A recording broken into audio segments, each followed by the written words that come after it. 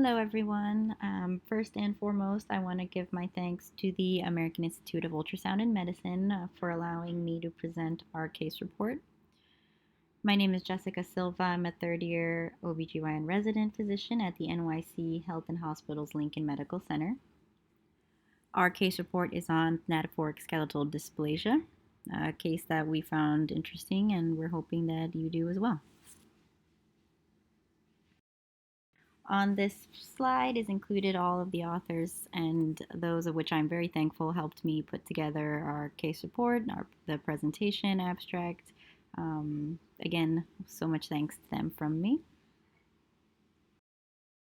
A little bit of background and introduction on skeletal dysplasias, or as they are also known, osteochondrodysplasias.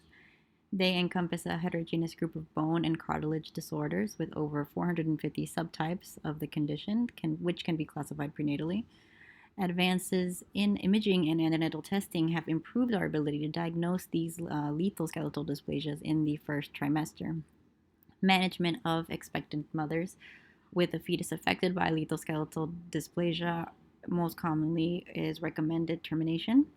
However, the management and continuation of these pregnancies does require a multidisciplinary approach. We present a case in which highlights the pertinent issues for our caregivers to consider when presented when a prenatally diagnosed lethal skeletal dysplasia in the situation in which the parents desire for pregnancy continuation.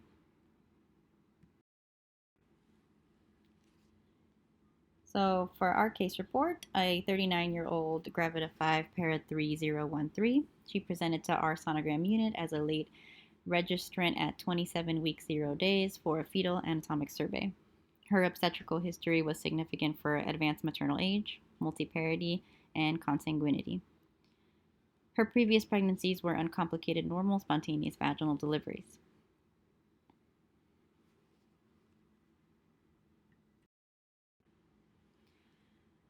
Fetal anatomic survey at this time denoted a marked polyhydramnios, macrocephaly, head measurements of which were ranging greater than 97th percentile, a bell-shaped chest, frontal bossing, and all the long bones were markedly shortened, so severe micromelia, and the fingers and toes were broad and shortened. Included on this slide is a picture of the shortened femur length, the micromelia, and on the following slide, we have a picture of the bell-shaped chest, an example of frontal bossing, and then broad and short fingers as well.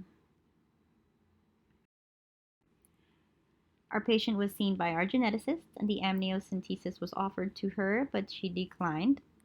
NIPT was accepted and performed and was noted to be within normal limits, though with limited utility in this case. A fetal echocardiogram was completed at 32 weeks of gestation and found to be a normal study. Based on the findings of the anatomy sonogram, the patient and her spouse were counseled extensively on the likely lethality of this condition. It was done so via multiple interdisciplinary meetings. These conferences were replete, consisting of our maternal fetal medicine specialists, our clinical geneticists, our NICU staff and attendings, and also religious counseling. The decision was then made by the patient to continue to carry the fetus to term.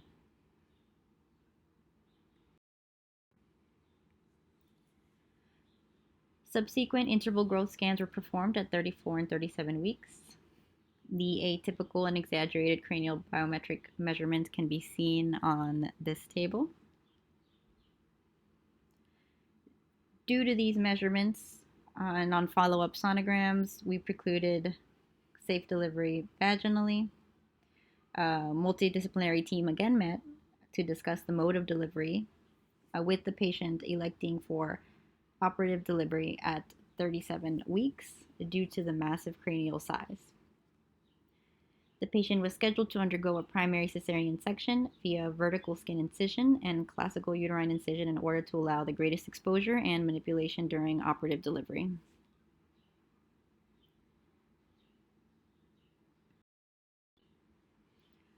On the day of the scheduled primary cesarean section, the patient was consented and taken to the OR. A 2.9 kg female neonate was delivered and given an APGAR score of 8 at 1 minute and 9 at 5 minutes. The phenotypic features that could be seen were significant for micromelia, shortened phalanges, prominent skin folds, dysmorphic facies, low set ears, a small barrel-shaped chest, and frontal bossing. Respiratory distress with subcostal retractions was noted shortly after delivery, necessitating the usage of CPAP, and then the neonate was eventually upgraded to invasive ventilation due to the increasing respiratory distress. Ultrasound radiographs and all phenotypic characteristics postpartum confirmed our diagnosis of a thanatophoric dysplasia.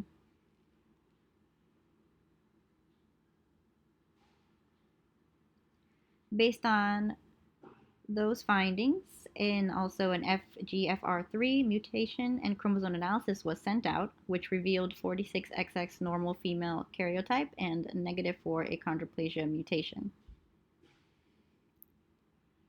On day 8, the NICU team was called to the neonate's bedside by nursing staff due to persistent bradycardia and desaturations. A DNR was refused by the parents at that time. Resuscitation following the NALS algorithm was done prior to expiration of the neonate, secondary to respiratory failure. The patient and her husband requested the autopsy not be performed.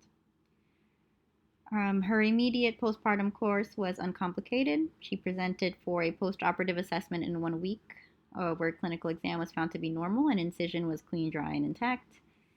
Patient did not present for her scheduled postpartum visit at 6 weeks.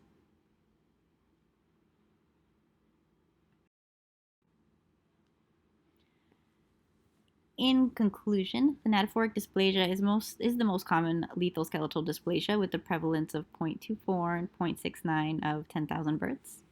It manifests due to mutations involving fibroblast growth factor 3 or de novo, which was the case that was congruent with ours.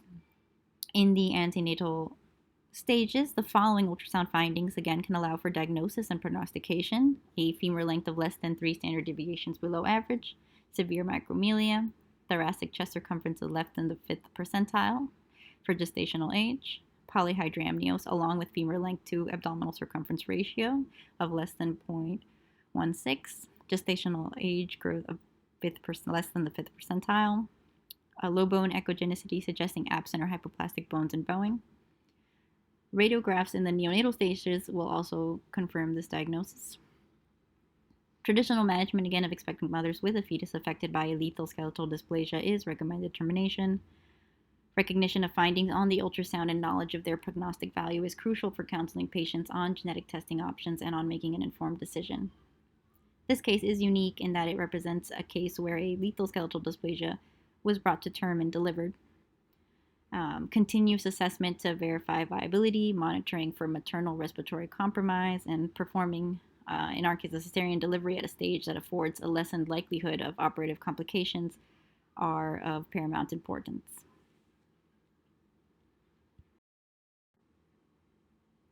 I want to take time again to say thank you for AIUM for allowing me to give this presentation.